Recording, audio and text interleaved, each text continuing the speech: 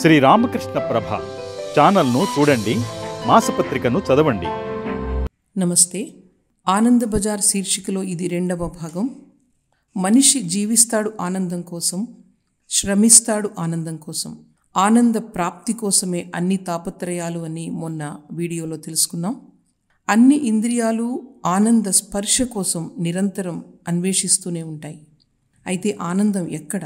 చేసే పనిలోనా, చూసే దృశ్యంలోనా, తినే వస్తువులోనా, వినే శబ్దంలోనా? ఎక్కడ? చేసే పనిలో ఆనందం ఉంటే అందరూ ఒకే పనిని ఇష్టపడరెందుకు? ఒకవేళ ఇష్టపడినా ఒకేలా ఇష్టపడరెందుకు? చూసే దృశ్యంలో ఆనందం ఉంటే అన్ని దృశ్యాలు అందరినీ ఒకే విధంగా ఆకట్టుకోవెందుకు? సాయం సంధ్యలో సువిశాల గగనంలో నిశ్శబ్ద సూర్యాస్తమయ సుందర దృశ్యం, అలలు లేని కొలనులోని తెల్లని కలువ అందరిలో ఒకే ఆనందాన్ని కలిగించవెందుకు? ఇష్టమైనది తింటే కలిగే తృప్తి అంతా ఇంత కాదు మనకు. అయితే తినే పదార్థంలో ఆనందం దాగి ఉంటే దానిని తినే కొద్దీ ఆనందం పెరగదెందుకు? నచ్చిన వస్తువును నానా ప్రయాసలు పడి కొంటాం. నచ్చినది సొంతం చేసుకోవడంలో మనకు పరమానందం. నచ్చి మెచ్చి మారుతి కారు కొన్నాం. దానికంటే మంచి కారును చూడగానే మెచ్చిన మారుతి ఇక నచ్చదెందుకు?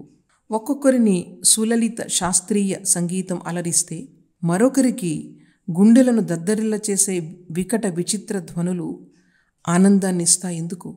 ఏరి కోరి ఎంచుకున్న స్నేహితులు ఒక్కొక్కసారి జన్మ శత్రువులుగా మారతారెందుకు? ఆనందం స్నేహితునిలోనా, స్నేహంలోనా? ఎక్కడ? సకల భోగభాగ్యాలున్న భాగ్యవంతుని ముఖంలో అసంతృప్తిని, పూరి గుడిసెలోని పేదవాని కళ్ళల్లో ఆనందం వెల్లువను చూసినప్పుడు ఆనందం ధనంలో లేదని అర్థం చేసుకోవడానికి ఆలస్యం అవ్వదు.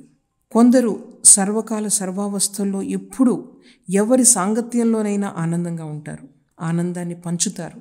కొందరు అనుకూల పరిస్థితుల్లో కూడా చీటికి మాటికి చికాకు వర్షాలు కురిపిస్తూ విషాద ఛాయలు పరిసరాలపై ప్రసరింపచేస్తూ ఉంటారు. మరి పరిస్థితుల వల్ల ఆనందం స్థానభ్రంశం చెందుతుందని మనం ఎలా చెప్పగలం? దీనిని బట్టి ఆనందం చేసే పనిలో కాదు, చేసేవారిలో ఉందని, చూసే దృశ్యంలో కాక చూసేవారిలో ఉందని, తినే పదార్థంలో కాదు తినేవారిలో ఉందని, వినే రాగంలో లేదు వినేవారిలో ఉందని మనకు అర్థమై ఆ ఆనంద భాండారం, ఆ ఆనంద బజార్ సాక్షాత్తు మనమే అన్నది స్పష్టమవుతుంది. ఆనందం అక్కడ లేదు, ఇక్కడే మనలోనే ఉంది. జీవితాన్ని ఇంకా ఇంకా సుఖప్రదం చేసుకోవాలి, ఆనందమయం చేసుకోవాలి అన్న ఆకాంక్ష ఎంత చేసినా ఏదో చేయాలనే తపనను మనలో పెంచుతూ పోతుంది. ఈ ఆకాంక్షే అవధులు లేని ఆనందానికే తప్పించేలా చేస్తుంది. అయితే బాహ్య ప్రపంచంపై ఆధారపడిన ఆనందం తాత్కాలికం, దుఃఖ మిశ్రితం. ఈ ఆనందానికి నిజమైన ఆశ్రయస్థానం మనమే. అది తెలియక మనం బయట వెతుకుతాం. శ్రీరామకృష్ణులు కస్తూరి మృగం ఉదాహరణ చెప్పేవారు. కస్తూరి మృగం నాభిలో సుగంధం ఉంటుంది, దానికి మాత్రం ఆ విషయం తెలియదు. బయట నుండి వస్తుందేమో అనుకుని అడవి అంతా కలయ తిరుగుతుంది ఆ సుగంధం కోసం. దానికి పాపం తెలుసుకునే శక్తిని సృష్టి ప్రసాదించలేదు. మనకు మాత్రం తెలుసుకునే శక్తిని ప్రసాదించాడు భగవంతుడు. దీనికి ముందుగా తెలుసుకోవలసినది మనలోనే ఆనందానికి మూలస్థానం ఉంది, కేంద్రం ఉంది. ఈ కేంద్రం నుండి మనసు దూరమైనప్పుడు కోరిక కలుగుతుంది. కోరిక వలన మనసు చంచలమవుతుంది.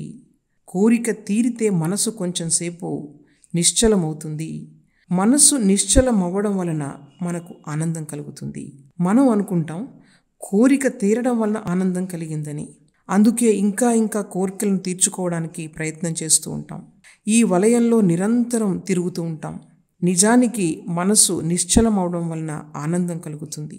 ఈ విషయాన్ని గ్రహించి మనలోనే ఉన్న ఆనంద కేంద్రంతో అనుసంధానం చేసుకోగలిగితే అన్ని కష్టాలు తీరినట్లే.